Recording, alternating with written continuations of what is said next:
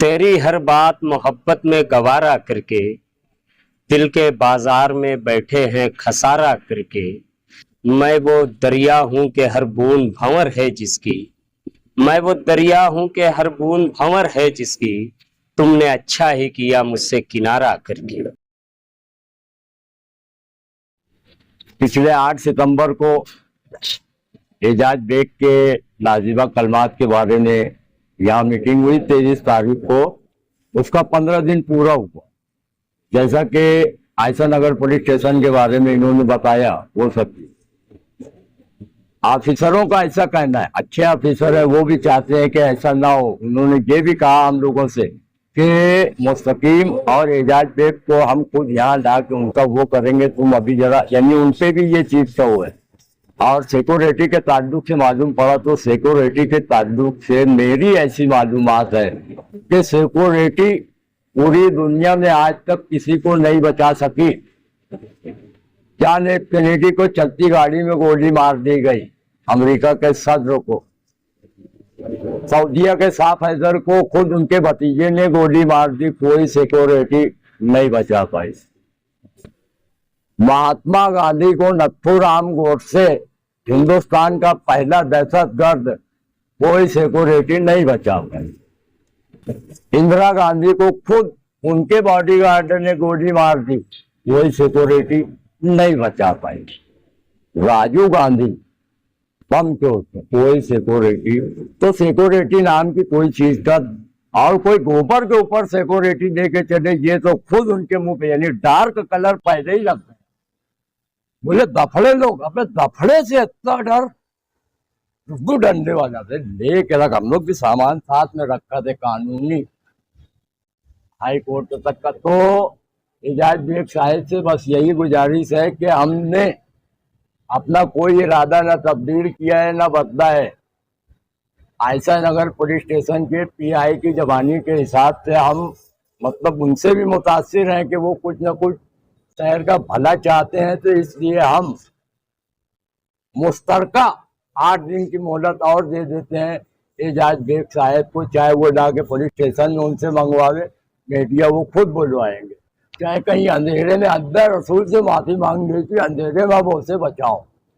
Ejaz bag साहब को जो इंतबा दिया गया था कि शान हिंद और मुस्तकीम डिग्निटी के ताल्लुक से जो नाजिबा कलमात का कहे थे उन्होंने, उस पर 15 दिनों में माफी मांगे। 15 दिन मुकम्मल होने के बाद भी उन्होंने किसी किस्म की कोई रद्दअमल सामने नहीं आया, कोई माफी उफी नहीं मांगी। और उस पर हमें आयशा नगर पुलिस स्टेशन की जानिब से जो बुलाना आया, पुलिस डिपार्टमेंट के अफसरों ने हमें समझाया कि हम उनको बुलाकर बातचीत करते हैं और मुस्तकीम से भी बात करेंगे और एजाज से भी बात करेंगे। लेकिन पुलिस डिपार्टमेंट की तरफ से तो उतना नहीं हुआ, लेकिन मालेगांव शहर कांग्रेस सदर को होमगार्ड की सिक्योरिटी दी गई है। आज वो अपने साथ होमगार्ड लेके, मतलब उनके ऑफिस के बाहर होमगार्ड पहरे पर है। बस इतना देखे हमने तो मुस्लिम डांडे पहलवान ने जो कहा है कि हम हमारी जानिब से 8 दिन का और उनको वक्त देते हैं पुलिस के इसरार पर। उसके बाद हम हमारा जो ऐलान है वो ऐलान के मुताबिक बराबर हम अमल करेंगे और उसमें हम पीछे हटने वाले नहीं है। और उसके अलावा और भी अलग तरीके से तहरीक चलाएंगे, उसका बाकायदा परमिशन दाखिल करेंगे। वक्त पड़ा तो उसका पुतला बनाकर ट्राली के ऊपर उसके इलाकों के अंदर उसको जूते का हार पहनाएंगे, गली गली घुमाएंगे, वो सब कुछ करेंगे हम। बाकी छोड़ेंगे तो नहीं, ये तहरीक से पीछे हटने वाले नहीं है। तेरी हर बात मोहब्बत में गवारा करके दिल के बाजार में बैठे हैं खसारा करके।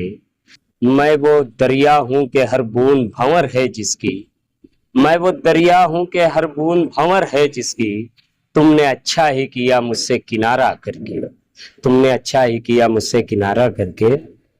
एक बात दरअसल ये अर्ज करनी थी कि आप लोगों को मालूम है कि मालेगांव शहर समाजवादी पार्टी के जिम्मेदारान की जानिब से, वर्करों की जानिब से एक इंतबा दिया गया था शहर के एक लीडर के लिए, क्योंकि उन्होंने हमारे लीडर के लिए नाजिबा कलमात का इस्तेमाल किया था और उसी के लिए हमें आयशा नगर पुलिस स्टेशन से एक नोटिस दी गई या हमें वहां बुलाया गया 15 दिन मुकम्मल होने पर। पीआई साहब ने हमें बुलाया, गौतम तायड़े साहब ने हमें बुलाया और बुला करके तमाम वर्कर्स के नाम थे वहां पर और उनको जो है तो समझाया गया कि आप ऐसा कदम न उठाएं जिससे शहर का लॉ एंड ऑर्डर खराब हो। तो हम कानून का भी एहतराम करते हैं और इसीलिए हम इस बात का यहाँ पर ऐलान करते हैं कि जो सामने पार्टी है यानी मेरी मुराद जनाब एजाज बेग साहब को चाहिए कि 15 दिन मुकम्मल होने के बाद हम उन्हें 8 दिन का और टाइम देते हैं, 8 दिन का और वक्त देते हैं कि वो सिर्फ और सिर्फ इतना करें कि वो माफ़ी मांग लें। जिस तरीके से उन्होंने बात की है, नाजिबा कलमात हमारे लीडर के लिए कहे गए, शान हिंद साहिबा के लिए बिलखुसूस और मुस्तकिम डिग्निटी साहब के लिए, तो ये अच्छी बात नहीं है। आप माफ़ी मांग लें, वो मामला यहीं पर ख़त्म हो जाएगा। क्योंकि कानून का एहतराम अगर हम करते हैं तो आपके ऊपर भी लाजिम आता है कि आप भी कानून का एहतराम करें और आप माफ़ी मांगें। 8 दिन के बाद अगर वो माफ़ी नहीं मांगते तो फिर हमने वहाँ पर हमारे सरपरस्त सलीम गड़बड़ साहब, अनीस मिस्त्री साहब और मुस्लिम ढांडे पहलवान अबू शुएब निहाली साहब, हम और दीगर जिम्मेदारान, हम वहाँ पर इस बात का इंतबा दे करके आए हैं कि अगर आप हमें समझा रहे हैं तो आपकी जिम्मेदारी ये है कि आप उन्हें भी बुला करके समझाएं। अब वो अगर ले करके कोई सिक्योरिटी चल रहे हैं या कुछ ऐसा चल रहे हैं तो ये अच्छी बात नहीं है। इसका मतलब कि वो तमाशा खुद बना रहे हैं या तमाशा वो खुद बनना चाहते हैं। तो बेहतर ये है कि उनको माफ़ी मांगना चाहिए।